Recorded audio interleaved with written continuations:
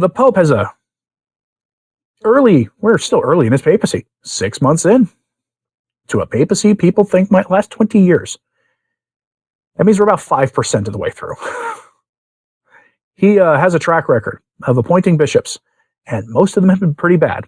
Some of them that looked like they'd be okay to begin with, at least in the United States, as soon as they got into office, started becoming political activists on immigration. We've seen this a lot. And well, we have a new one. This is not an American. This comes to us from Gloria TV. Please pray for Pope Leo today. The headline, Leo XIV promotes Irish pro-James Martin type bishop who wants intercommunion with Anglicans. Need I remind people that the Anglican Church now has a vacant see. They appointed a pretender, a lady bishop, to be the Archbishop-ette of Canterbury, the first in their history, thus putting to rest the debate about the validity of Anglican holy orders, because nobody she consecrates as a bishop will be a valid bishop. Nobody she ordains as a priest will be a priest. For those who don't know, Pope Leo XIII in the 1880s issued a document on Anglican holy orders where he declared them utterly null and void, and he gave a long theological explanation for why. And in response to that, some Anglican priests and bishops quietly went out, found schismatic organizations who had valid holy orders, certain old Catholics and old Romans and other groups, to independently give them the laying on hands to be a bishop or to ordain them to be a priest. And then the bishops would try to amend the Anglican ordination rite themselves so to ensure validity. There were still a lot of questions on their validity. Well, those questions are put to rest now because they have someone who cannot possibly be consecrated a bishop, let alone ordained as a priest, running the entire Anglican Church, leading to a de facto schism in the Anglican Church. There are whole communities in the Anglican Communion now who are like, no, we're good. We're going to leave now and be independent. And this new bishop loves him some Anglican holy orders and wants us to be in communion with them. Why? I don't know. This is not calling Anglicans home to the Anglican ordinariate either, to be clear.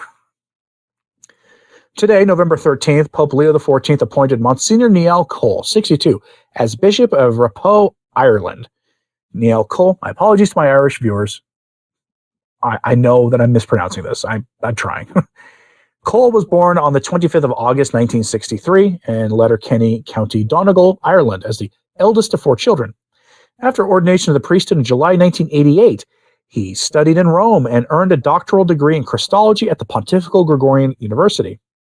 In October 2022, Francis appointed him as Bishop of Ossory. In his first statement, he said, quote, "The 4th century and more long dominance of the Tridentine pattern," that would be the TLM, "has left Catholics almost everywhere unfamiliar with discerning and negotiating possibilities for change in church life.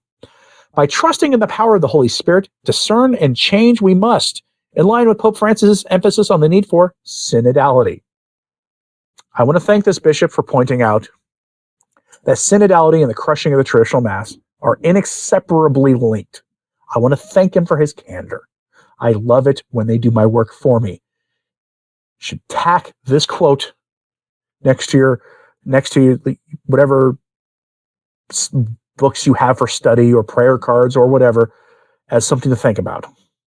That the Mass that developed organically from apostolic times, or at least the times of the Church Fathers, the credible research on the TLM shows that, and lasted until the 1960s, apparently is not compatible with the new synodal orientation in the Church.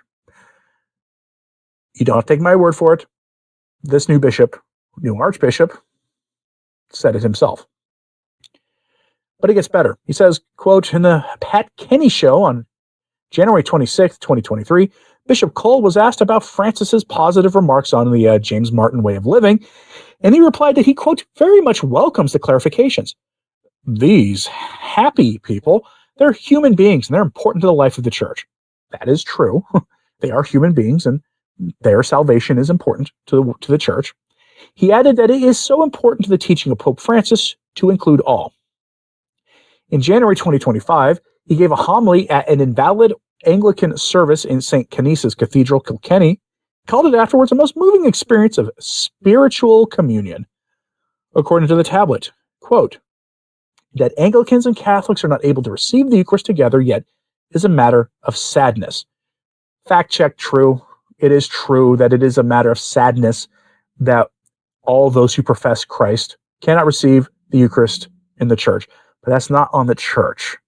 That is on their status of not being in communion with the Catholic Church. And that they can fix that situation themselves. Following Pope Francis's death, Monsignor Cole described him as a kind, courageous, and gentle pastor. Sorry, that was really funny. In a statement thanking God for quite the great leadership he has given to the church. At a synodal meeting in Kilkenny on October 18th, he said, quote, our presence here today means that there are voices in Ireland attuned to the need to read the signs of the times and anxious to follow the direction for renewal and reform Pope Francis charted. Another Bergoglian made bishop by Pope Leo. Those who tell us to zip it and just wait. We'll see how things go.